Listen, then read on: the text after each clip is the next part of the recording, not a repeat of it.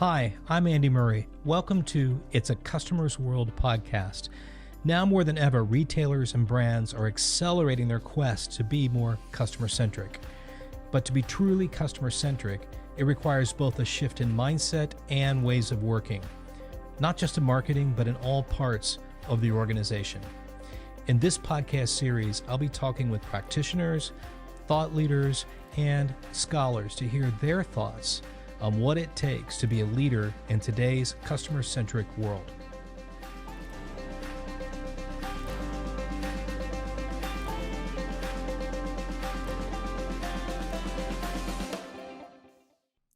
Hello, everyone.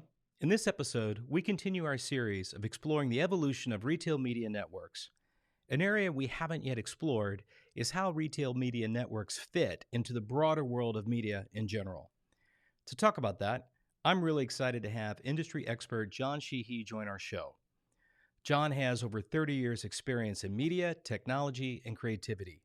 He's held top leadership roles in some of the world's biggest and best agencies, such as Leo Burnett, and most recently served as the global brand president for Starcom Worldwide. John is currently an operating partner at New Road Capital Partners based in Northwest Arkansas. He's also a strategic advisor for Zeta Global. Zeta is a leading omni-channel cloud platform that provides companies with consumer intelligence and marketing automation software. I can't think of anyone better equipped to dive into the conversation about how media is changing and where all this is headed in the future than talking with John. Let's join the show. Hello, John. Welcome to the show, and thank you for taking time to chat with me today. Andy, great to be with you today. Looking forward to our time. Well, you've had quite a remarkable career journey across technology, media, and creativity, and recently up to the global brand president of Starcom Worldwide. For those of you who don't know, it's one of the largest global media agencies.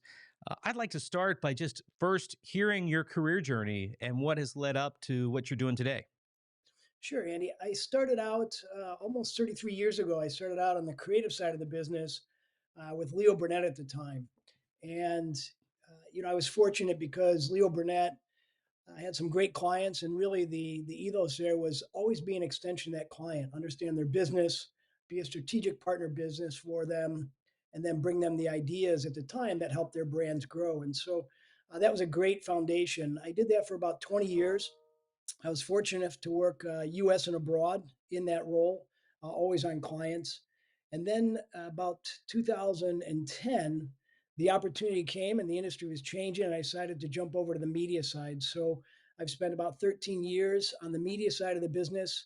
Started out as Starcom Media Vest Group, evolved into Publicis Media, and throughout that time, working around the globe with many of the world's best clients, it was really an interesting time because, as you know, everything was moving digital, search, social, all the budgets were shifting in that direction. And now, if you look at the last 3 to 5 years, you're seeing everything continue to move, whether it's on the front end, leveraging data, or on the back end, bringing solutions so that people and consumers can go from awareness to purchase through commerce. So an exciting run. And if you cut me open, I'm a client guy. Always have been, always will. I thought the most interesting part of being a client partner was really helping them strategically define where they wanted to go and then bring the parts or the partners to bear to unlock that for them as they look for solutions in terms of helping them create that great consumer experience. Well, leading through change like you did in the earlier stages, 2010, and what happened there, it's really difficult sometimes for clients to stay on top of that level of change and know strategically what to do versus, tactically what to do. So I really appreciate your perspective there. And I look at what's happening today with media and retail media networks and this explosive growth in the last couple of years, depreciation of cookies. It feels to me like, and I could have it wrong, I don't know media at the level, of course, that you do, but it feels like we're in the throes of a lot of change that rivals that earlier digital transformation. I mean, how would you characterize what's happening in media today?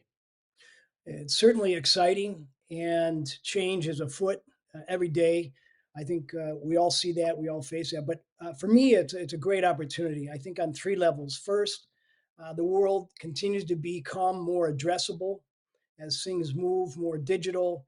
Not only does it throw off data, but that addressability, because you're able to identify that audience better, get the better audience insights, and then certainly activate.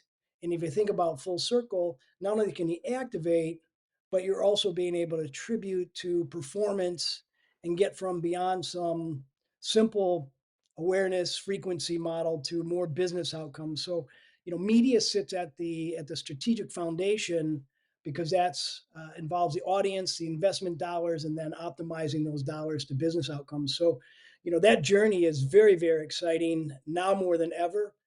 As you mentioned, cookies are going away. So, in a way, that has to be addressed so that we can continue that in a very privacy compliant world. But that's just demanding more and more from what we can do with technology, whether it's machines, automation. The consumer, what we want to do ultimately is give them a seamless experience. So you're bringing that all together, and media has been a great fulcrum for being able to make that change.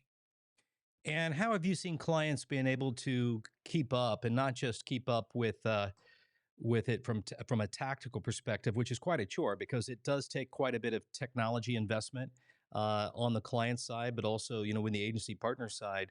But how have you seen them adapt and change organizationally to take advantage of the opportunity in a strategic way? Yeah. It sounded a bit cliche, but I'll say it again. COVID actually was a great force for change. Usually you don't move until you have to. And I think because of what happened during COVID, it broke and then opened up new business models in a very rapid way. And so, some examples of that, certainly, if you're sitting as an established brand and you've built up your barriers through retail, traditional channels, traditional ways of engagement, what we've seen over the last 24 months is a dramatic shift to players being able to, with direct to commerce, with what we've seen in terms of every vertical being disrupted. It's really put a lot of pressure on both traditional brands, emerging brands, and I think it's thrown scale a bit up in the air. We used to be able to really leverage that scale, but I think agility matters most now. Understanding who your core customers are, what they want in terms of their experience, and then having the agility to, not only if you have to partner up in different ways, build things, manage them in different ways, but it really is, the ecosystem has shifted. And I think it's an advantage both for traditional players and non traditional players. It really is who can adapt and who can really think through what the challenges of tomorrow are going to be. It's interesting, John. I could have this wrong, and I'd love to get your perspective on it. But it feels like a lot of the technology shift that happened and enablements in the last couple of years have really helped in more of a performance way or transactional way, where you've got more closed loop reporting, starting to get more addressable data and such, and more metrics to tell you about that performance. But what do you think has happened in the challenge of discovery and new brands and brand building in the space of media? It feels to me like today you want to go to TikTok to get discovery or such, but is it harder to get discovered in terms of new brands or growing brands or challenger brands in a world that really values performance and incrementality on known brands? I mean, how's media helping in that space? I mean, that's a dilemma. Size does matter, no Yeah. doubt about it, especially when you think about brands and what they've built over time and time again. But at the same time, Andy, I think you've pinpointed the challenge and the opportunity all at once. So a couple fundamental shifts. The first one is that, as the world has gone more digital, the world then gets more addressable. So you think about the ability to really understand audiences at the ID level and then aggregate that up. The insights, you can see shifts over a 6 week period in terms of what might be happening during this current environment where we're seeing a lot of inflation. We can pick up on the nuances now much faster because that data is more available. So, really, what that means, if you're a big or small player, is that you have to own your customer. You have to Mm. find a way to make sure that you have as much data and be able to use that data to really get back what are still the fundamentals. Who are we going to go after? Why? What do we know about them that fits what we're trying to sell them?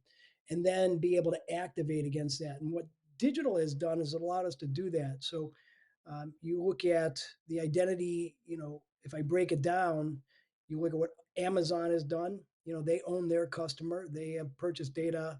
Walmart has done that. All the big retailers have done that. And we'll come on, I think, talk about retail media in a minute. The Googles, the Facebooks of the world, they created this with the walled gardens.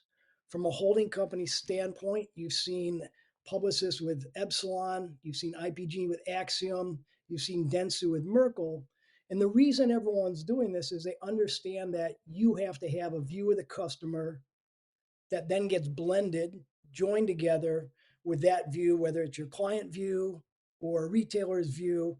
And that enables you in this world to target better. And then, to your point, be able to drive the performance because you can activate in a digital world and be able to attribute that across many, many more channels and then be able to hopefully optimize that more in real time. There's still a bit of a lag, but it's much faster, and it goes back to the agility than we had when we were waiting for Nielsen results, a quarter, 6 months post, and that was Yeah. the only truth we have. So, if you're a big brand and you're able to have already a view of your customer, that's great. What are you doing to start with that view, add to it, and build as you move forward?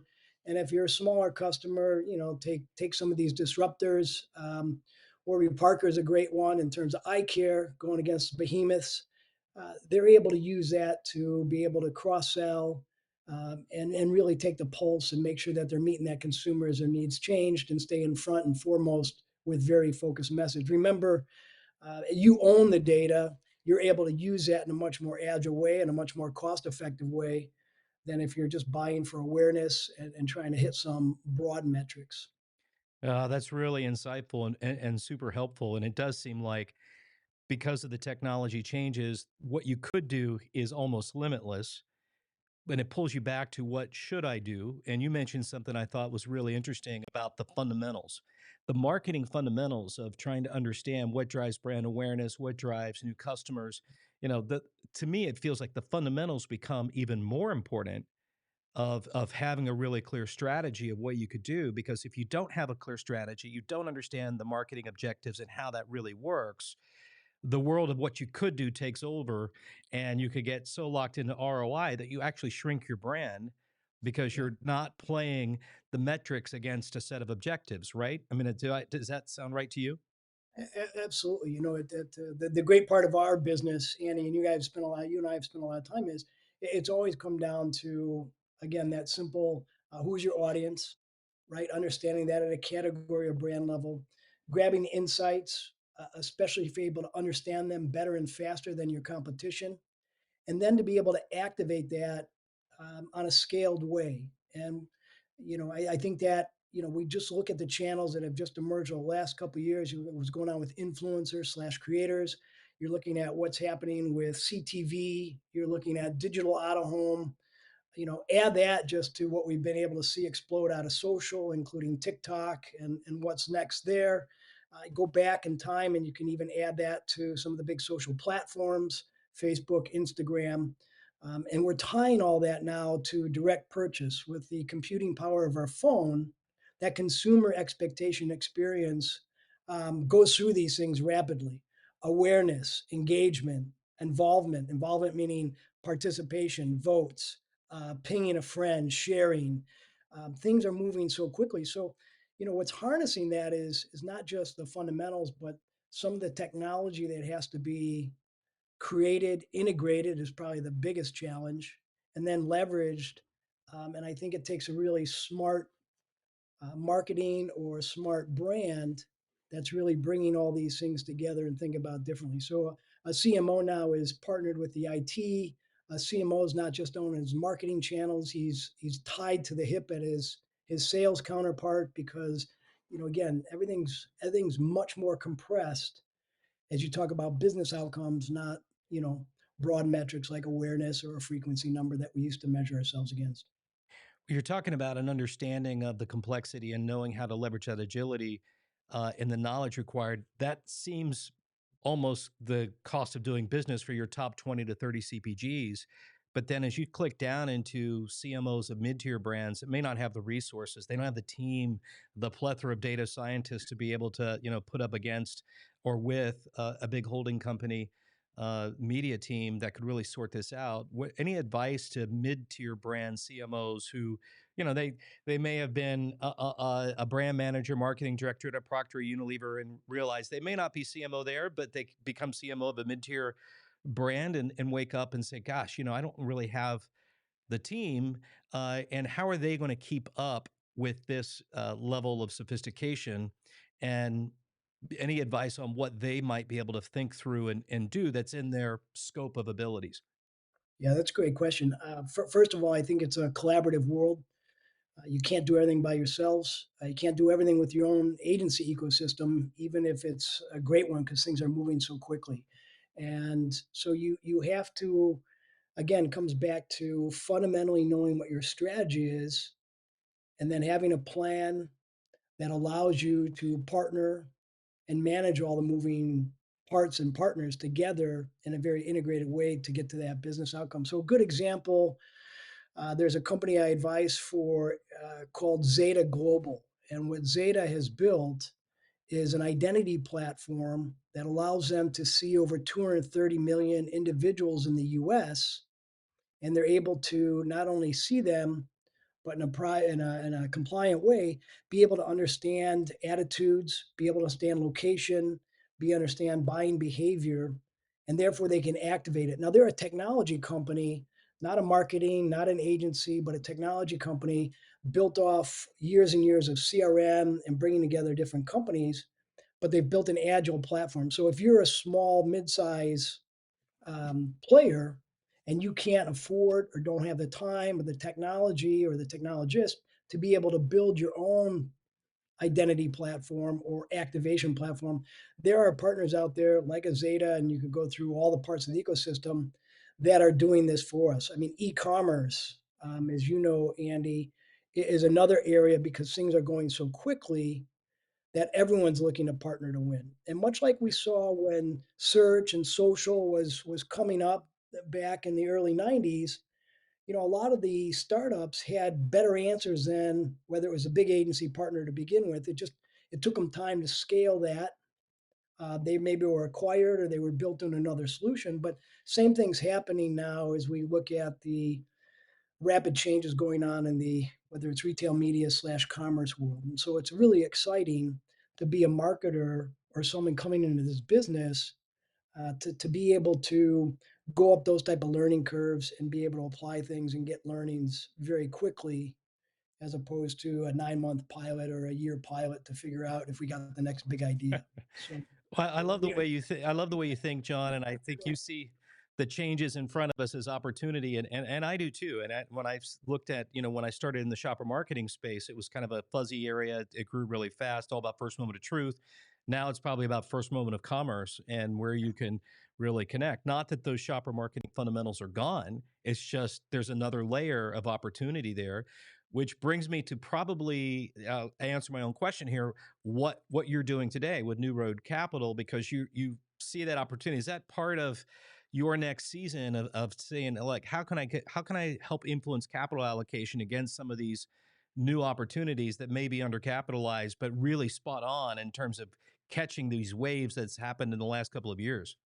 yeah, absolutely. And I think that's a good way is capturing.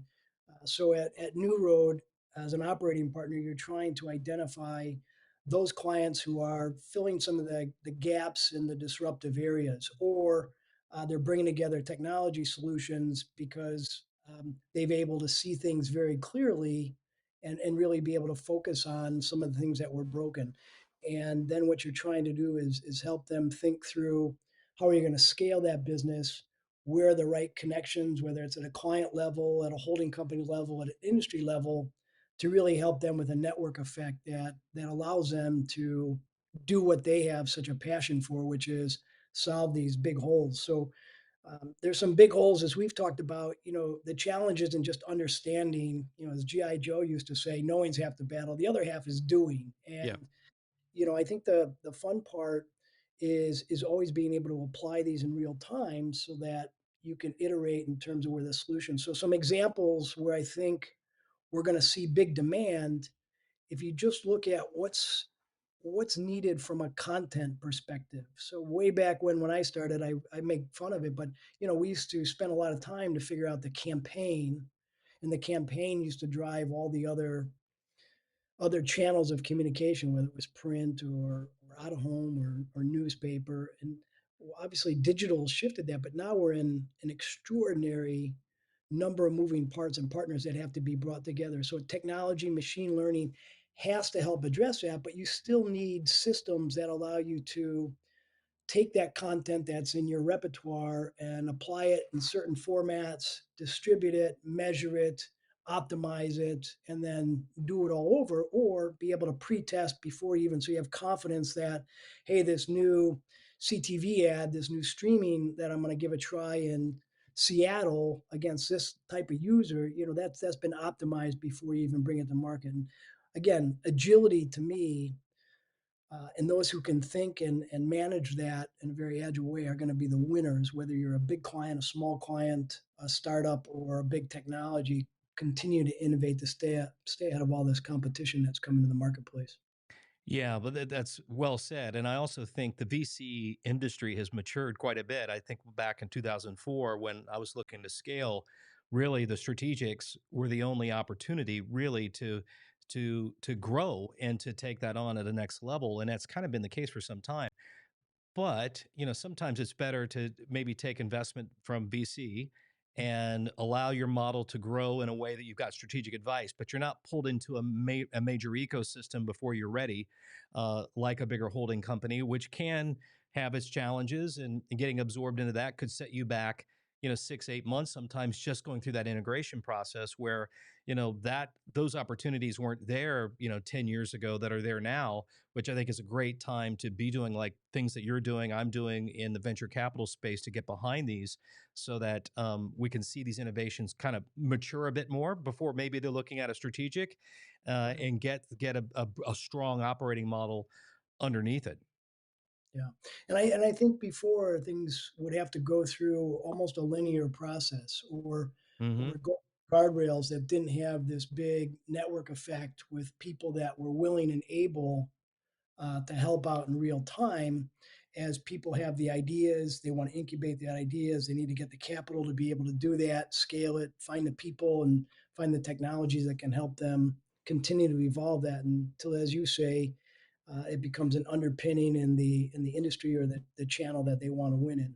So all very exciting. And again, if you keep your eye on where clients are and the challenges they face, or brands or experience that need to be created, I think it's a pretty good guidepost for where we'll see a continuous change.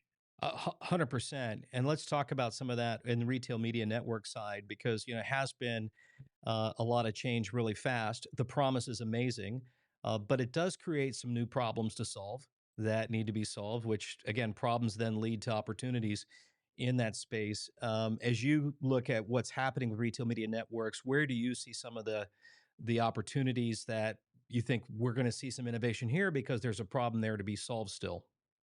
Yeah, or problem solve, and then opportunities even Yep. bigger. So I think retail media is an interesting one. If you think about it and just break it down, what's enabled that? Again, it goes back to their ability to have um, audience.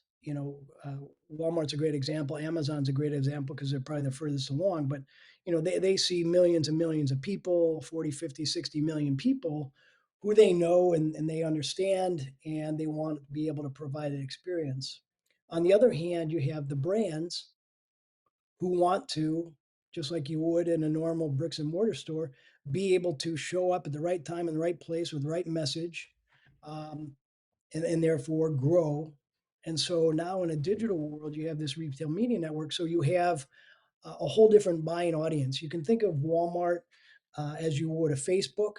You're just trying to put relevant, engaging experiences or messages out there for people who are already part of your network. And so, brands, I think, want to and will continue, assuming that it's relevant to show up in those spaces, want to be a part of the Amazon network, the Walmart Connects, the Roundels, but it's not going to stop there. It's going to go to, Marriott is a great example. They too have um, cross sell, upsell opportunities. So you think about credit card, you think about where their people are staying and the ability to serve up messages, whether it's a museum, a restaurant, a theater, whatever that might be. So these retail media networks are going to continue. And I think then the challenge becomes from a brand, how and where do you play Yeah. and how do you get the results you're looking for? Because it's another dollar you're going to spend where you could be spending it somewhere else. And then from a service standpoint, how do you make that a frictionless transaction or engagement? And that's where I think some of the challenge would be. So a retailer, their business traditionally has been, making sure that the distribution shows up, that they have the product available in store, that they have a good order system that fulfills that. Now they're playing both sides. So it's a different type of business. Again, they have to run both at once. A lot of technology is involved there. So there's a lot of startups, technology companies already fulfilling that need, have been fulfilling it for a while, but we're seeing it's a nonstop opportunity or challenge just because of the amount of change that's happening there.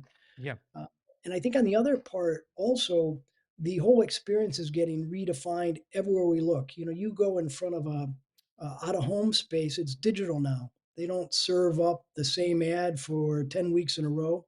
They're able to change that by day part, by different audience. Mhm. They're able to measure that because you're connected to your mobile ID device.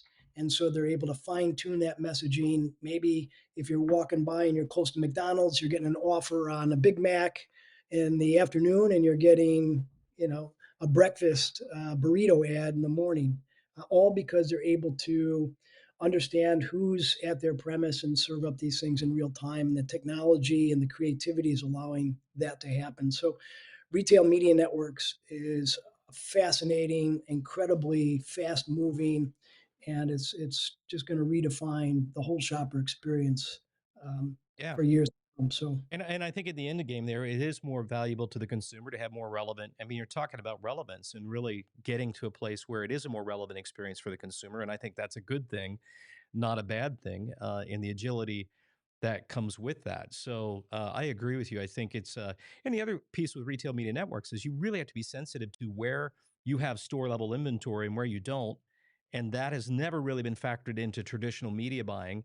When you start linking in supply chain logistics layers on top of this, now it starts to get really interesting because you can be very clear. I'm not going to run an ad in this geography if I don't have inventory in that store in that time. It just doesn't make a lot of sense, and you actually get penalized in the algorithms for most retailers for being in that situation. So now you've got supply chain logistics in the fun, and that adds another layer of collaboration, which really gets down to you've got to be really good at collaborating and building partnerships. It's to your earlier point, right? I mean, the more parties you get involved to do this together, the more important collaboration becomes. I just look at it too. If you just think about what you just said for a minute, we used to have to run up 60, 70 ACV distribution before you'd think about launching a national product because that was the game. Now you can take regional, you can take fully online if you want, but you can combine that and then you combine a much more efficient way to engage them, whether it's through influencer, through social media, and then CTV or connected TV. You're now able to execute video targeted, relevant, carve out marketplaces like it's nothing. So again, it goes to big brands, regional brands, smaller brands. That's a tremendous opportunity because if you want to prove that you have a viable business to the big WalMarts, coming to them, having shown what you can do in a regional or even in a couple markets is a big selling point, as you know. And just look at the number of brands you've experimented with in the last the Oh last yeah. 12 months, or in the last 6 weeks. Oh yeah. Thanksgiving's a great time to go out and figure out what's new. Well, and brands that launch DTC and then start moving into physical have a tremendous insight if they've used to working with first party data. All of a Yeah. sudden now they've got an edge that many of the bigger brands that have always been through retail are struggling actually to build some of that first party data on their own. And so, it's not just the big wins here. It is does level the playing field. So, John, we work a lot with the University of Arkansas, the Walton College of Business, and I had a chance to visit with Molly Rapert, the professor of marketing there. And she typically, for these interviews, I tell her who's coming, she'll send in a question or two from the students. Do you mind taking a few questions that students had on their mind? No, that'd be great. Okay, well, the first one's actually from the teacher herself, Molly. As she heard you were coming and asked a question. She said, "In this most recent stage of your journey with New Road Capital Partners, how will your expertise with media, creativity, and technology converge in this new space?" It's a great question. I think first, again, I just look at my experience and what I've tried to do throughout my career is, and I've had the opportunity to look across many different categories, many different markets. And so I think, big believer in fundamentals. I think the first thing you do is you look at a space and try and understand, not the depth and breadth of it, but find out where those areas that you think there's going to be a lot of opportunity for disruption, or B, you have a lot of passion for. And I think that's where you start. So we've selected marketing technology as an area, and we started to refine down our thesis in terms of where we think there's going to be a lot of energy and opportunity, and examples like digital asset management, because you think of the number of pieces of communication that have to be managed now and managed in a very agile way, whether it shows up on your e-commerce site, shows up in your retail ad. There's an opportunity to do that better, faster, take away a lot of costs out of the marketing system, and apply back to greater return as your content's more fit for purpose, more relevant, and more engaging, and it shows up in a very automated way. So that's one area. We talked about retail media networks. It's going to be very, very exciting as people look to monetize audiences in that space, because they have such good information in terms of how it's working and the ability to do that in real time. And then if you even look at the in-store space and how that's becoming more digital, I think that's going to be another exciting, because the traditional retail box has stayed pretty stagnant, relatively stagnant for a long enough period. But now, with what you're able to do with digital, whether that's being able to engage that customer in a different way, you're able to read those signals in real time, respond, so you get a much better consumer experience. So I think, again, if you follow where the money's going and where the demand is, or where some of those gaps are, it leads you to some very interesting spaces. And then lastly, I'm able to combine a lot of knowledge about brands and categories, uh, the whole holding company organization. I was fortunate to work at Publicis, where we had um, Sapient is a big technology consultancy that we acquired about 9 years ago, and then Epsilon, a massive data. So, having been able to apply that to clients over the last 4 or 5 years as part of my core job, I see this as very similar and very exciting, and keeps on a different scale, but a much more agile scale. So that's what I'm really excited for. Yeah, that's exciting. You said something earlier about the fundamentals, and I put myself in Molly's shoes as a professor of marketing, trying to, equip students to enter this workforce in such a dynamic space with so many different vectors of technology and change. And I think she could be assured that teaching the fundamentals of marketing and those core objectives, right? I mean, that is such a North Star to get through the complexity. And so, in one side, I'd be really intimidated trying to teach students today to come into the workforce. But on the other side, it does come back to really learning the marketing fundamentals as a real basis point. So, would you agree with that, or and what would be your thoughts on that? Absolutely. If you could write a class about the marketing fundamentals and just apply all the opportunity today, it's a never ending book. I think it's always come down to understanding what your brand, what's that reference point that you're competing in, and that's shifting around on a daily basis now, and it's certainly not as stagnant as it once was. And then I think importantly, what's that point of difference? And what's the support for that point of difference? What's the reason that you can be the best, the fastest, the cheapest, whatever you want to be the best at. But I think those fundamentals, brand positioning, audience understanding and insights, ways to activate, ways to measure. These are what underpins success across all markets, across all brands, big or small. Yeah, yeah, the great, well said. Well, I have two student questions, and they tend to be fairly similar in approach because they kind of want to know about leadership, career advice, kind of stuff. And so one's from Kanzi Bennett, College Station, Texas, marketing and supply chain major. She's asked the question: what moments or moment in your career do you feel has refined you the most as a person? I'm very humble. I think for me, it's always been learning from other folks and being part of winning teams. That's always kept me motivated, whether I see myself as a leader of that, part of that, or learning from, playing with winning teams and the energy that comes from that. I just love positive attitude. We can hire all the smart people in the world, but what you can't hire are two things. One, I always find that positive people, positive attitudes make a huge difference. And then the second one is initiative, and they usually follow each other. So, Yeah. I always say, look, the world's littered with a lot of people that are smart, have answers, but then you put positive attitude, initiative, and people who are willing to work hard. I think that goes as far as we want to take. Well, I don't think you've gone very far in your career as a client person if you had a negative attitude, because clients want to feel that energy and hope and not, oh, yeah, we're kind of screwed, aren't we? That wouldn't go very far. The last question I have is from Taylor Howard. He's from Gunter, Texas. He's a marketing supply chain major. And his question is: what advice do you have for seniors who are beginning their careers? How early did you know what you would be passionate about?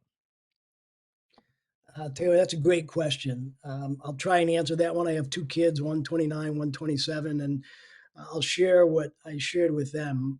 And a lot of it's based on, just how I felt at the time. But I always think what you want to try and do, again, as you look for opportunities, and certainly your first one is get a good sense of the culture of the place that you're going to be spending your time, get a good sense of the people that are there, how they think, how they act, how they behave, and, really you can then marry that up with, now it's about earning capabilities every couple of years.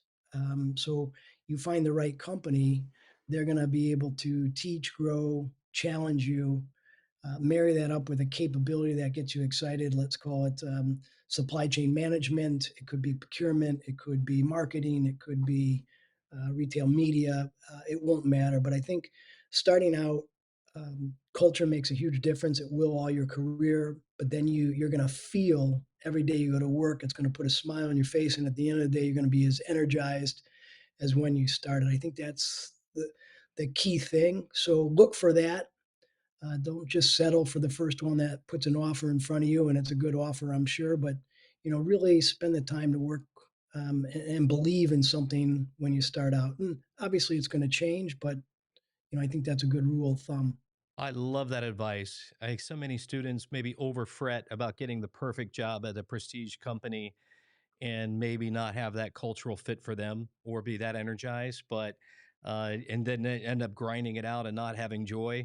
And so I just think that's fantastic advice for students and anybody graduating is to find that cultural fit first and really then let that joy and expertise really flow from that. Wow. Well, John, this has been a fantastic conversation. I really appreciate your time. You've got a wealth of knowledge and experience. I'd love to have you come back again and perhaps also maybe if you get some time, visit with some of the students in the class from a lecturing perspective. You've got quite a bit of experience to offer. And I love your key points around getting back to the fundamentals, seeing all of these challenges and changes as opportunities to really be able to exploit those opportunities for change and relevance and being connected to the consumer and that speed of agility, which is also a mindset as much as a practice area, right? And so I just really appreciate your time today. It's been a fantastic learning, and you made it sure it didn't get too technical for us that don't know media at the level you do to be able to follow along. So I appreciate that. Thank you so much. Andy, thank you. And for the students who are watching this, I know not everyone, but um, if you need anything, Andy, myself, we're here to open up opportunities. So never feel as though you cannot ask, and use a network as to the best effect you can. It's a fantastic businesses that we've been fortunate to touch, and our biggest challenge is and always will be finding talent. It's finding you, not you finding us. So please do me a favor, do us a favor, show your interest, and if there's a good fit, we'll do our best to make it work. So Andy, thank Love you. it. Hey, Have a and great John, can I find you in maybe your LinkedIn profile? Yep. What's the best way to reach you? We could drop that in the show notes. Just drop it in the LinkedIn. That'd be great. Okay, that's I'll great. check. All right, guys. Thank you, and have a great rest of the day. Thank you, John. That's it for this episode of It's a Customer's World. If you found this helpful and entertaining, I would be so grateful if you could share our show with your friends, and I'd be super happy if you subscribe so you can be updated as we publish new episodes.